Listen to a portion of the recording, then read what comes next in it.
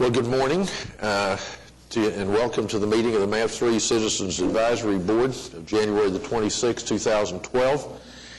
We will begin our meeting by calling the meeting to order. The first item on our agenda, and note that all the members of the advisory board are here except for Kimberly Lowe, who is ill and will not be with us today. On item 2 on the agenda is a consideration of the minutes of our last meeting of December the 15th. Are there additions or corrections to the minutes? Hearing none, would you approve the minutes? It's been moved and seconded that we approve the minutes of our previous meeting. All in favor say aye. Aye. Opposed? They are unanimously approved. Item 3 is to receive the MAP3 revenue and expenditure report. Eric, are you going to provide that for us? I'd be happy to, Mr. Chairman. Thank you. We do have the report for your consideration today that is for the period ending November 30th, 2011. It's a similar format that you've seen before, but at the request of this advisory board, we have added a new line. You'll notice that under the top portion of that report, we've added the percentage that those by the month or by the fiscal year that we're over target, and you'll see that for this particular month we're 4.04% over, and then for the fiscal year we're 2.7%. And so we've added those for your information, and so those will come in future reports as well. So again, I would indicate to you that the sales taxes continue to come in strong, and it's encouraging. Well, Michael Adams, give us your comments on the expenditure and revenue report. Over had some conversation today, discussed a little bit about the targets and other things. I have looked it over and discussed it a little bit earlier, and we discussed the targets and how they've been established and the reporting of the percentages and everything. I don't have any comments other than that, and I guess would move that we accept it. Thank you. Anyone else? Any further comments? Well, we have a motion to accept the report. Is there a second? Second. Further discussion? All in favor say aye. Aye. Opposed? The report is formally received. Item 4 on the agenda relates to a resolution authorizing the acquisition of some property. Eric, are you going to describe that for us? I'd be happy to. Thank you again. We've been working over the past several months on the transit projects as a part of MAPS 3, and one of those key components of the modern streetcar system and of that particular project is, of course, the Intermodal Transit Hub. I think many of you know, and we made a presentation earlier about the status of that project. There was a report and a master plan that was given, but we're now requesting that you authorize staff to move forward in the acquisition of that property. We don't intend to condemn it at this time, so this is authorization just for staff to proceed. And we're going to be optimistic that we can reach an agreement with the property owners, and we'll be reporting to you the status of that following your recommendation. There's a copy of the appropriate resolution included in your packet for your consideration. We're being asked to adopt this resolution today. Is there discussion? Saint?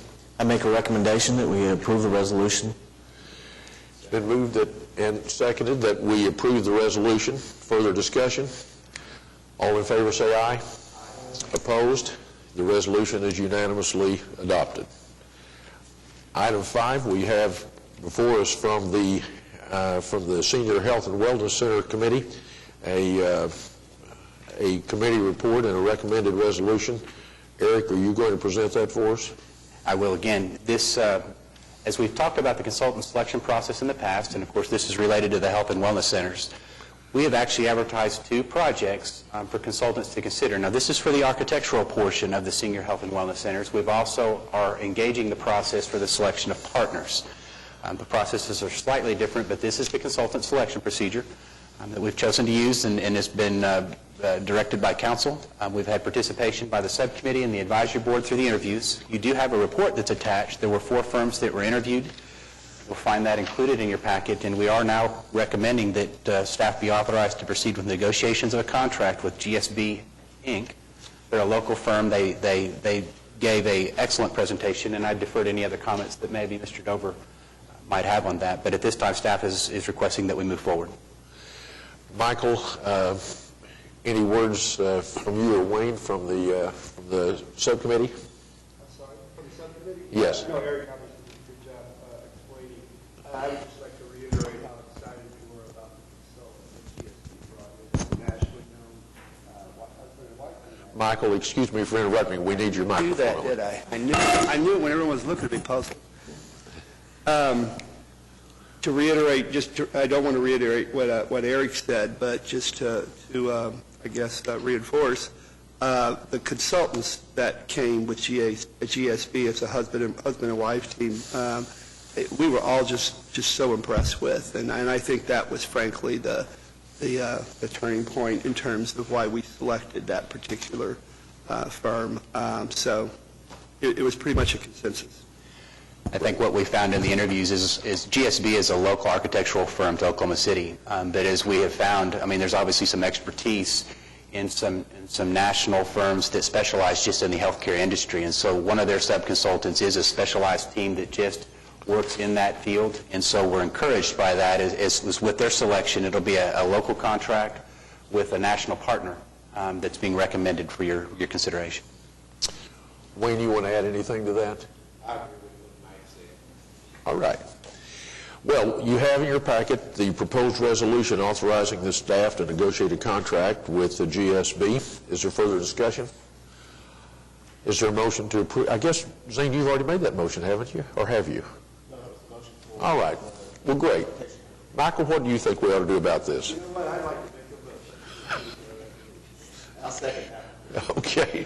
The motion's been made and seconded. We approve the resolution and adopt it. As many as favor the motion say aye. Aye. Opposed? The resolution is adopted. Item 6 on our agenda is a similar act, and Eric, you want to explain it to us? This item is actually related to the fairgrounds projects, and we have several on these for your agenda today. I think as we've mentioned in the past, we're moving out of the planning and the programming stages, and we're now moving very quickly into the design phases. And so this is, again, a consultant review committee report. This is for the Phase 1 Oklahoma State Fair improvements, and this is predominantly the siding for the parking lot. We've broken that project into 2 major phases. We have the parking, which will support the new facility. It will also support the State Fair of Oklahoma with the midway and the fair that we're all familiar with in the fall. This pertains to that particular project, and so interviews were held with 3 different firms. We are recommending Triad Design Group as the firm to move forward with that design. The Phase 2 work will come later, and if you'll look at your timeline, there's about 12 to 18 months separation between these, and that was at the desire of the State Fair. We simply can't take buildings and site offline at the same time. They've got to be able to maintain operations at the fairgrounds, and so this will allow them to do that, and this is in accordance with our phasing and our timeline. So staff asks your consideration today to recommend we proceed with the report and move forward. Rusty, any comments from the committee?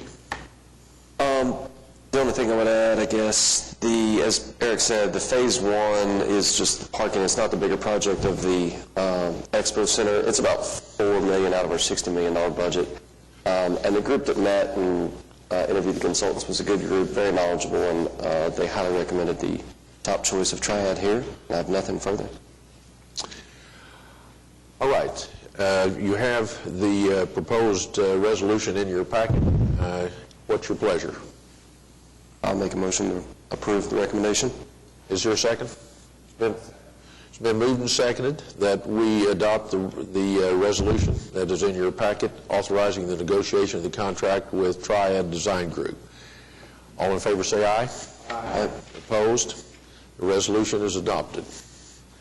Item 7, relating to the Oklahoma River Racecourse lighting improvements. Eric, would you brief us on that? Yes, this is a contract amendment to an existing agreement that we currently have with Garver LLC, who's the designer of the lighting improvements for the racecourse lighting system. And I think as we've made several presentations over the past several months, they've come to us on several occasions. There's been requests for additional work to be performed. And these are in the alternate bids that are being considered. And if I summarize those, some of those alternate bids include upgrading the poles to a heavy-duty pole that would provide for future expansion of the system, increasing their lighting levels. There's some design changes that go with those that pertain to redesigning the foundation systems. The larger the pole, the larger the foundation, and it creates additional work and options for the engineer. There's also a consideration to realign the poles along the north side of the shoreline, and this is in anticipation of future improvements along that shoreline for new boathouses. And so there is a desire to do that, but again, as it comes with extra drawings to be created by the engineer, gives us those options in the alternate bids to consider those at a later date as well. And then we've also looked at various lighting level changes. And again, as the electrical engineer has come up with different scenarios, again, there's added work to the contract to create those. And so what you have today is a contract amendment request. For the basic services, it's an increase of $125,000. There is a request from staff to also increase the additional services amount. Now, these are services not yet authorized, but if we find ourselves in a situation in the future that there's some additional work that doesn't require amendment, we could proceed. For a total amendment, we're also looking at a construction budget increase of about $1.6 million potentially to the project, just depending on how the alternates may or may not be selected. So we haven't taken the bids yet.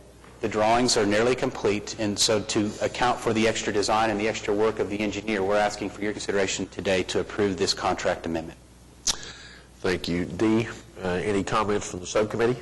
Yes, we've worked very hard on the lighting. It's been really, really significant, and we would like to suggest that you... Is everyone doing this today? We're all doing it. So we would like to suggest that you pass a resolution. Recommendation.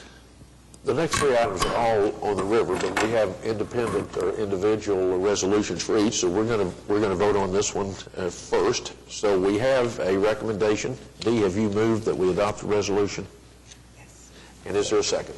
It's been seconded that we adopt the resolution under item 7 for the to contract for engineering services for the lighting improvements and increase the project.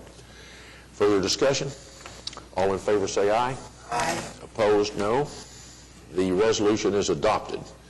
Eric, would you move us through the next one for the river? Thank you, Mr. Chairman. As you mentioned, this is related also to the River Racecourse Lighting Project. As you'll recall, we are installing lights in the vicinity of the I-35 bridge that is managed by Oklahoma Department of Transportation. This is an agreement between the City of Oklahoma City and ODOT to install a portion of the under-bridge lighting.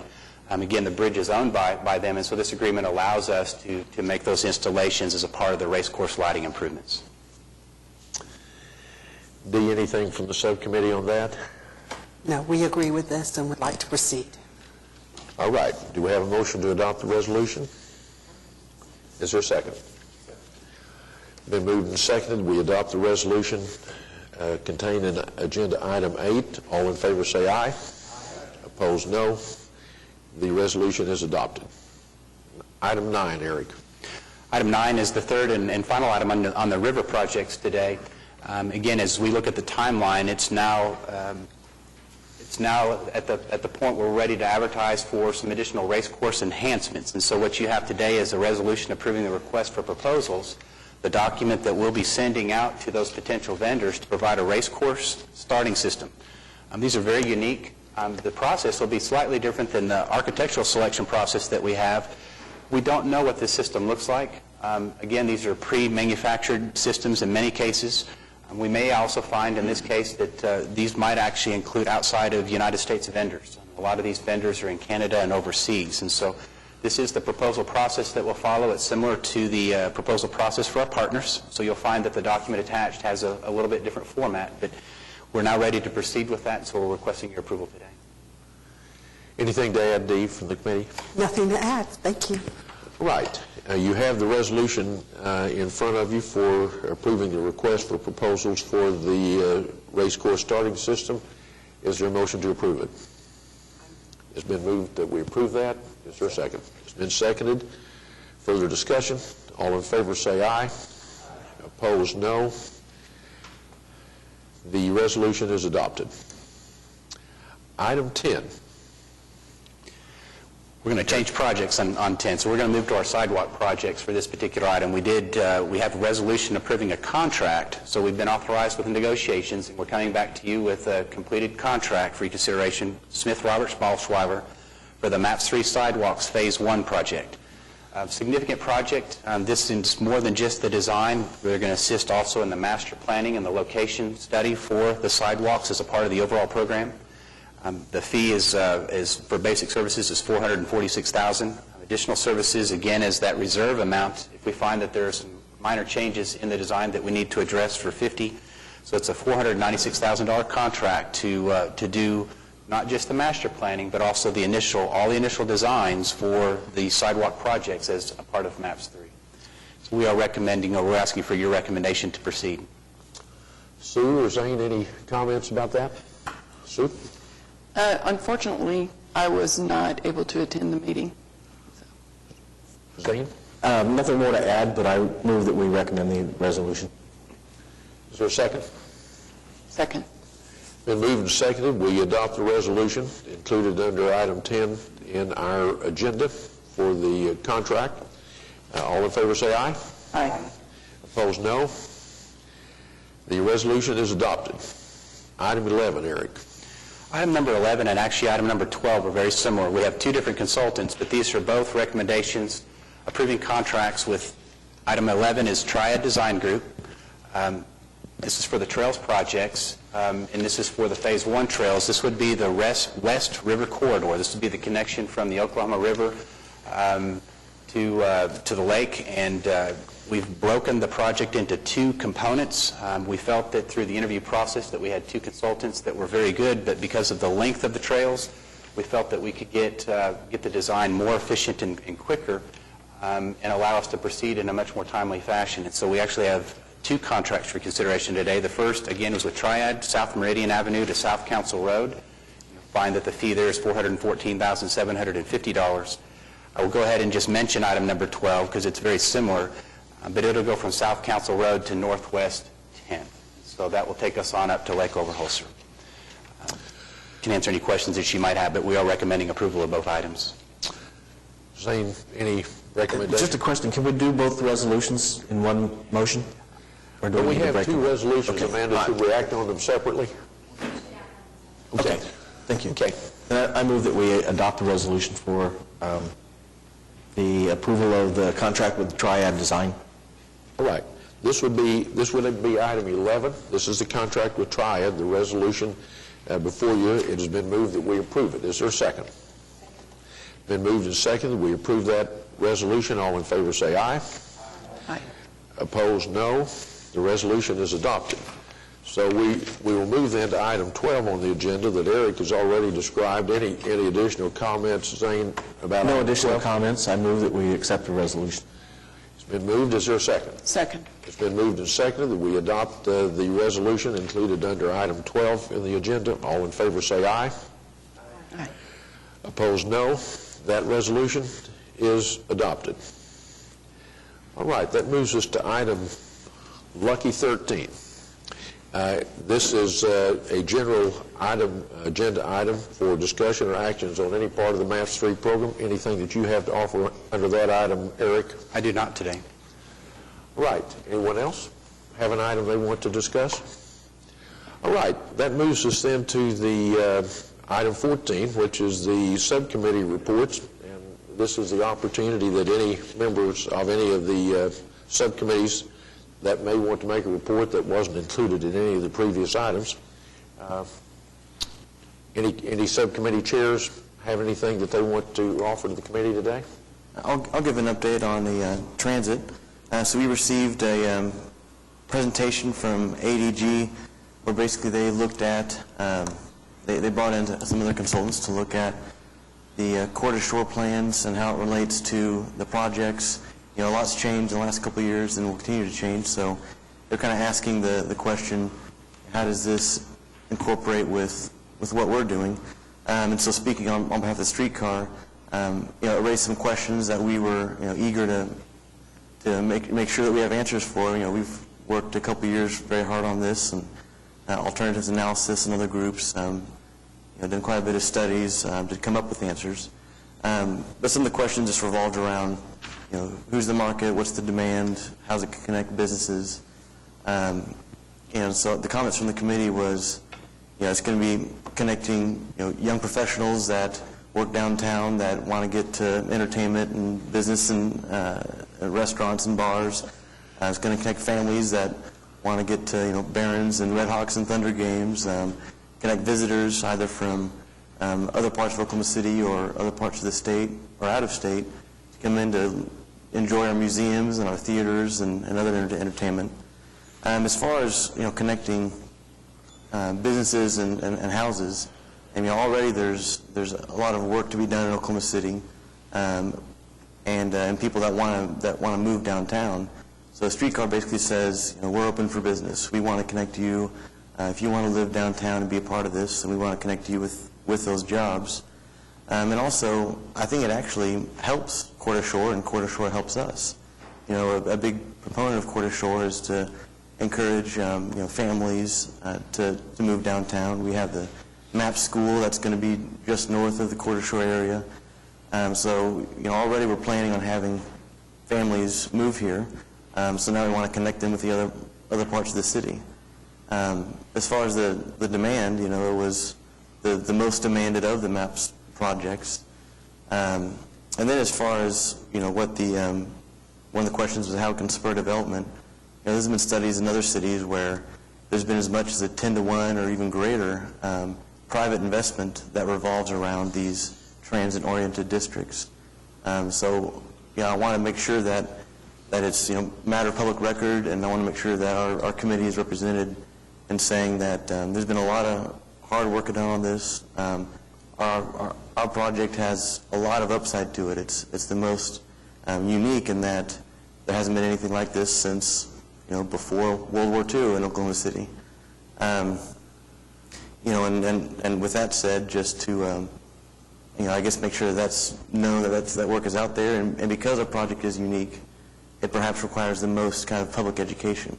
So ideas were discussed on how to educate the public, educate stakeholders, to say, a lot of work has been done starting with the fixed guideway study in 2005 and continuing since then. So, we really want to look for ways, both within our organization and outside of it, to educate the public, educate those stakeholders on these issues. So that was the main takeaway. And besides that, we got a number of updates, relating to the studying of utilities, and getting a preview on the kind of the parking situation. And actually, one of the takeaways that I got from Rick's parking update is that we're maxed out on parking, and streetcar obviously will help a great deal on that. So that was kind of the bulk of our meeting yesterday. Great. Well, we appreciate that report from your meeting. Zane, you want to add anything to that? Chairman, I have a question while we're on that topic. I noticed, I pulled up your agenda, and I was reading your minutes from last meeting, and I saw the study you were talking about, referred to as the limited study of the Court Ashore plan. I thought it was really well done and very thorough, and a good idea to go back and look at the Court Ashore, and I think it's a great idea. I'm not sure if our entire advisory board knew it was in there, and while you give a good summary, it's actually very detailed. I was surprised it was not on our agenda and being presented to all of us. I think it'd be a great idea. I'll at least encourage everybody to read it. But. And let me comment, if I may. The limited study that is starting to make its way through the subcommittees now, and the reason it's not been brought forward to the advisory board is we still have some subcommittees that have yet to receive that. And so we want to make sure that we get all the comments as you're receiving from the transit subcommittee before we bring that forward. I think there's several things that we identified yesterday, some comments that were made during that meeting that require some adjustments to be made and some clarifications. And we just want to make sure that the document brought forward to you that may eventually go on to City Council's complete. But the limited study was engaged through ADG just because there was a series of questions, I think, as you recall last fall, just from different interested parties at some of our meetings as to are some of the changes that are occurring as a result of MAPS 3 affecting the Core to Shore plan. And so ADG engaged a series of stakeholders, many of which were some of the original Core to Shore visionaries and some of those that were involved early on, and polled and had meetings and worked with them very closely to get their input on their perceptions of Core to Shore and MAPS 3 together. And so the general results, and I think what you'll find in the conclusion of the draft report, is that all things are a go. I mean, there have been some advancements in downtown development, but things like the Central Park were conceived in Core to Shore. And things like the Convention Center were conceived. Now, although the location of the Convention Center wasn't identified, there are a lot of things that MAPS 3 is doing, including the transit and modern streetcar, that were all parts of that original plan. And they've come out with a series of recommendations, the largest being just make sure that it stays coordinated, make sure that we're having the dialogues, make sure that the questions are being asked and answered is really the result of the report. But we've yet to go to the Parks Subcommittee, also with the information, and then there's also the Convention Center Subcommittee that we need to also present that to, but it will come to the advisory board once we get the additional comments. Rusty? Okay, well, and to be clear, then you're only going to the subcommittees that are projects that are directly in the Court Shore area, so you're not going to the other subcommittees. But after you've gone through those three, we'll go through whatever. If it's revised, we'll all go through it. That is our plan, yes. Very good. Okay, thanks. Councilman Mars and I had a chance to sit in on that presentation as well yesterday, and I think it's a good plan to make sure we work it through the appropriate subcommittees before we bring it here, so that will give us a chance to get all of a broader base of comments. It was, I think, by any measure, thoroughly vetted yesterday at the meeting of the Transit Modern Streetcar Committee, but it is definitely on its way here, and we will get it when we have the comments of all the subcommittees. Nathaniel, thank you for that. Thank you for that report. Any other subcommittees that have anything else to be brought before the advisory board? Dee.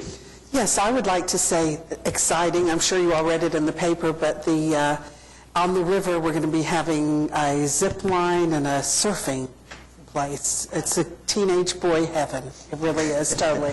And I also wanted to mention that the city is looking into locations for the Whitewater facility, and that's going to be studied and presented to us next month. So I just wanted to let you know. Thank you. Well, one of the things that was reported, as Dee has alluded to, is that there's a private firm, Sandridge, has made a significant gift to the Boathouse Foundation, which is going to provide for the zip line. That's not going to be a part of MAP 3. So I guess if our goal from the beginning was to encourage private investment with the MAPS 3 dollars, we're already seeing the benefit of that, and probably nowhere more quickly than the river. So congratulations, Dee. That's a great report for us. Any other subcommittee? Oh, and so we're on the river. I just thought of something I might mention to the group that has never been mentioned to us, and I don't think a lot of people know about it on the river. It's not a MAPS 3 project. I don't think it's in your scope. You guys maybe talk about it at your subcommittee. But where we have the boats that travel down the river to the west, there is being developed a Meridian Landing Promenade or something like that. So I don't know if everybody's aware of that. It nothing to do with our MAPS 3, but it's interesting to me that it doesn't get a lot of attention right now, but I think it's being developed. Is that correct? You might understand. I mean, I think we can continue to expect a lot of private development along the river. You know, I think as we look at MAPS 3 or even MAPS 1, I mean, those are just catalysts for lots of opportunities for investors and developers to look at those things. You know, the OU rowing team actually rows out of one of the different basins as well, and you do see a lot of rowing activity in what we call the Eastern Basin, which is just west of I-35. But west of the Byers Bridge, there's a lot of activity in that basin as well. But I think, you know, there's just a lot of things to come, and I think that's just one of many. Is that a city project, though? I thought the city was building something up there. There's been a Meridian Landing all along. That's where you can get on the cruisers at the west end of the river. But there are plans to increase the landscaping, make that more amenable down there. Right now, it's just a parking lot and a place for people to wait on the cruisers and a place to dock and so forth. But there are plans, have been plans for a long time. There's more hotels that are going in along that section right down there to increase the visual aspect of that whole area down there. And of course, you approved the beginning of the trails projects, and one of those trails will end there where the trail stops at Meridian currently, will keep going west at that point. So there's just a lot of things going on the river that's not pertaining to MAPS 3, so to speak. There's discussion about another landing and a stop at the Stockyards area. There's been discussion about in years to come, I'm sure we'll do something about a stop or a landing at the Native American Center. So there's a lot of things going on with the river, the full length of the river, that aren't necessarily part of the MAPS 3 project. Anything else from any of the subcommittees? Well, continue to do good work that you've been doing. It's encouraging to all of us to see all of the things that are going on. We now have Item 15 on our agenda, we have a number of informational items that Eric's going to brief us on. And if I may, Mr. Chairman, maybe item 16 is the update of the status of the program. I'll just include these. I think I'll just bring all this kind of together just to round it out. All the items that are actually the informational items are pertaining to the actual work that's going on the park project. And so if you'll look at the first 4 items, you'll notice that those are additional resolutions regarding property acquisition. On your screens now is the latest property acquisition map that you'll find and continuing as we do each month. We've always talked about shades of blue. If it's a shade of blue, we've acted on it, but if it's dark blue, it's acquired. You'll notice that the acquisitions continue to increase, and these would be properties now owned by the city. The medium shades of blue, and I'll bring your attention to one of these. This is an informational item that's under item A. This is the agreement with the Salvation Army, which is the large medium blue block that's there just on the left-hand side of that drawing.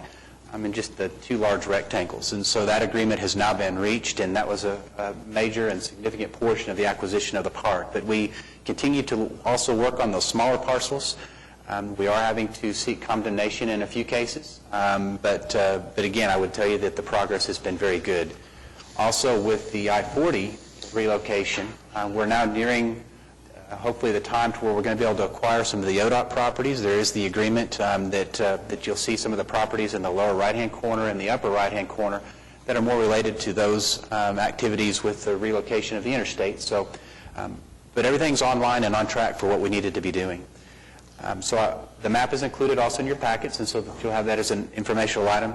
The next 3 items, F, G, and H, these are notices to architects that have been sent out. And so with the acquisitions, we're now ready to actually start looking at engineering services, and those would be related to utilities that need to be relocated or vacated. It's now an opportune time for us to go out and start surveying all the utilities, water lines and sewer lines and private utilities that we need to get removed from the park and readying for construction. That's item F. Item G is environmental services, and this would be an advertisement that we'll send out seeking guidance and seeking consulting services from a registered environmental engineer. A lot of development has occurred in the park over the city's history. There's, I'm sure, have been a number of occasions where there are gas stations or oil-related activities. We've had a series of just businesses that obviously use chemicals as a part of their businesses that we just simply need to evaluate the park and also come up with any plans that may be required for remediation. And so we're preparing with that by hiring this consultant, or at least the notice getting sent out so we can hire. And then the last item, and it's probably more significant, and this is as we move the park out of the planning into the design, is getting that master planning and initial design work underway for the Phase 1 park enhancements. So that's on our timeline to get those advertised, but very soon we'll soon have park meetings where we'll actually start talking about concepts and the things that will actually be in our new Upper Central Park. So these are the items I bring to you on the informational items, but as we update each of the projects, we've talked quite a while last year about planning and getting everything ready to move. I think as you see on your agenda today, we're now entering into several consulting contracts, and we're advertising for even more. So what I think that you're going to find in 2012 is a lot of activity, especially at your subcommittee level, reviewing reports and plans and specifications, just like you've witnessed with the river and on the fairground recently, on just a lot of progress being made. But we're doing that on all the projects now. So good things to be expected in 2012, and staff's here to assist. But with that, I can answer any questions that you might have. One question, Eric, with the publicized opening of the new I-40 and ODOT starting the construction of the boulevard, of the new boulevard, I guess we've kind of had a goal of having the upper part of the park ready at about the time they're on track to open the new boulevard. Has that been kind of part of our thinking? It is. So ODOT is still making plans, although it's not date specific. They're targeting 2014 for the completion of the boulevard project. And so we've aligned our MAPS 3 Upper Park schedule and advertising these services immediately to align with that. We would like to have at least a portion of the upper park, especially that edge that borders the boulevard, to be complete at the same time. That way, patrons, citizens, those that are interested, have something to go to into that park. Obviously, the Skydance Bridge is a major component linking those parks, which will be open this spring. And so really, we're trying to pull all that together and make sure that that's available and in coordinated efforts with ODOT and any other projects that might come forward. So you and your staff were attending some of those ODOT meetings to keep track of how that... We are, and they actually had the second design meeting yesterday that city staff attended, and Public Works Department is very involved, as is the city's planning department. You know, they're very much in the conceptual stages of what the new boulevard will look like, and the enhancements and the actual alignment. I mean, the alignment is on the I-40 crosstown right-of-way, but it's a very wide right-of-way. There's room with the new boulevard to kind of fit within that in various positions, and so they're looking at the best placement of that to also encourage development along the boulevard and just other things to take into consideration, including some of our MAPS 3 work that relates to the park and the convention center. So they need to make sure that they've got that correct as we go through. But I anticipate a year-long's worth of meetings or so as we move out of that design, and then they want to move into construction just as soon as the old I-40 is deconstructed later this year.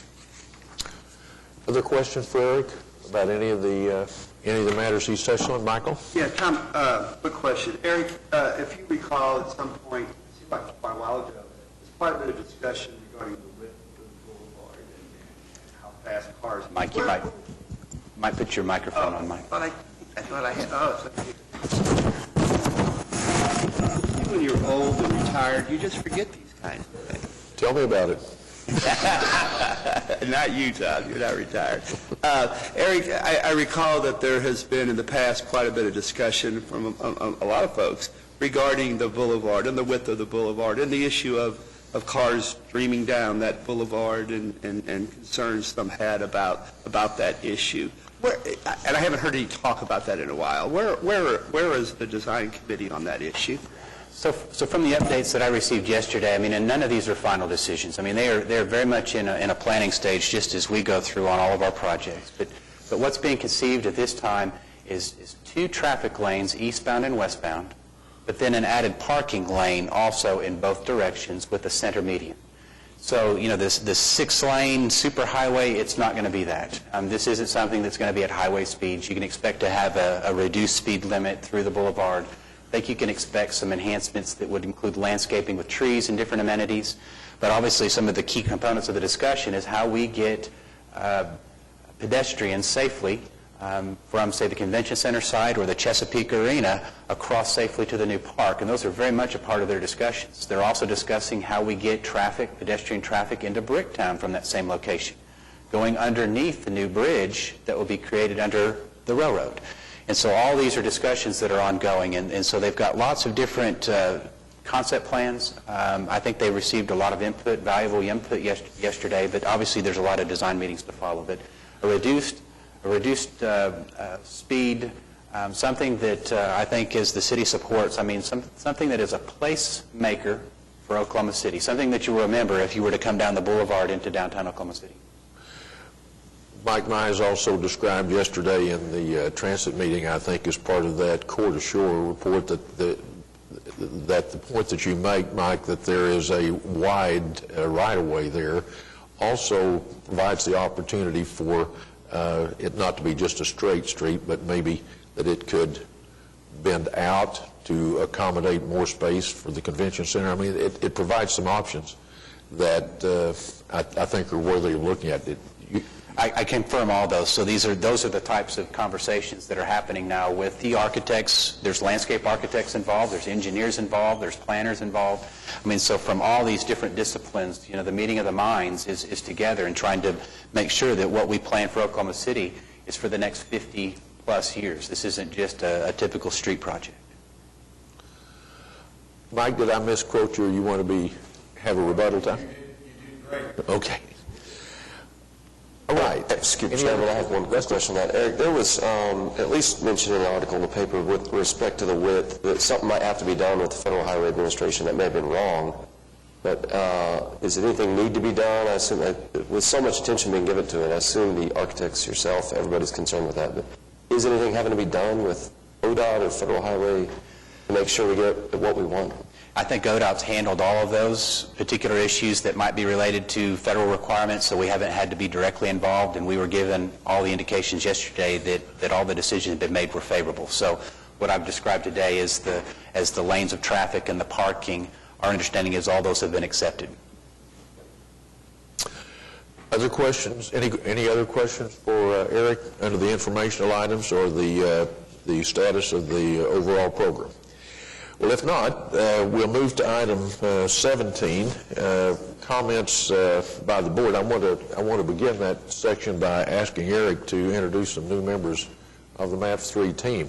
That some of us that have met them already in some of the subcommittee meetings, but this is a chance for all of us as the advisory board to meet them. Eric? So I think you each have heard already, but I'll go ahead and make this public opportunity.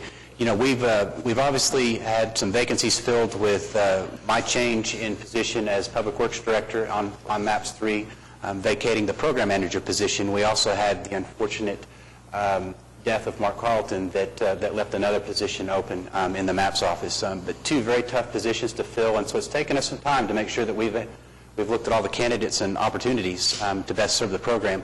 And so I introduced previously Lance Musgrave, I think at our previous meeting, as the MAPS Assistant Program Manager and the Business Manager.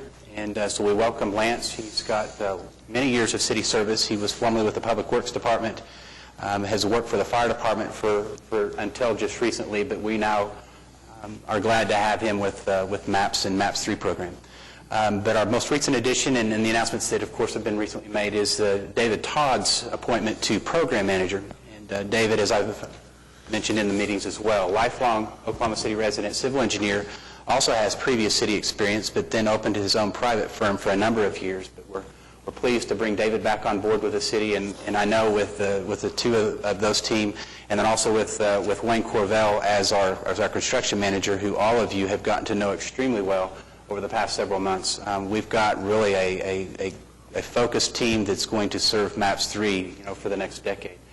I'll stay involved for quite a while. There's been a lot of history and discussion. There's also a lot of integration with Public Works on a lot of the projects. And so, as I mentioned, I'm not escaping. I'm not leaving too quickly. But we'll continue to provide support at all levels of the city, all departments of the city in MAPS 3. It is definitely a city program. But thank you for the opportunity to introduce new staff.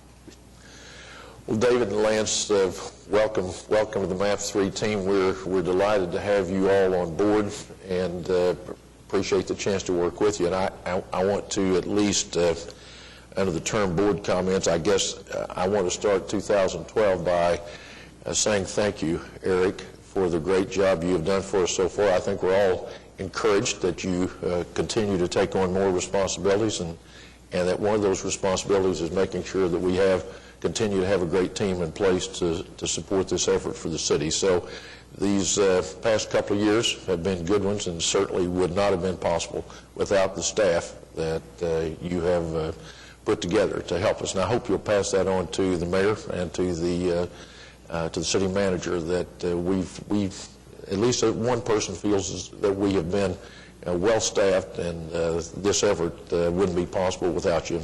And in that regard, to Mike and Nicole and our consultants, we start this new year saying thank you for the job you're doing to help us achieve our goals that we have for the city and for its citizens. So thanks to all of you for helping us.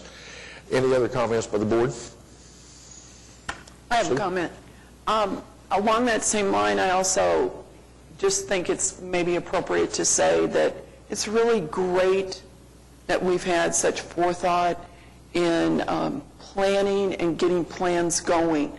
And it's kind of unusual that we've had this many opportunities to have consultants that will help us make some plans for our future in so many different ways. So I know today we've done a lot of spending, and it's mostly on a consultant level, but I'm pretty invigorated. Being a woman and spending, I feel pretty good about this. But also, we're soon to see some things. So I'm tickled that we've had the chance to really take some time to plan.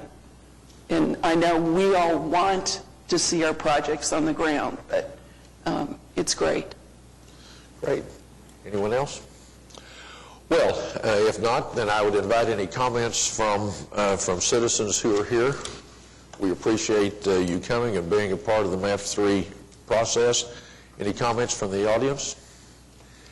If not, We are adjourned. Thank you.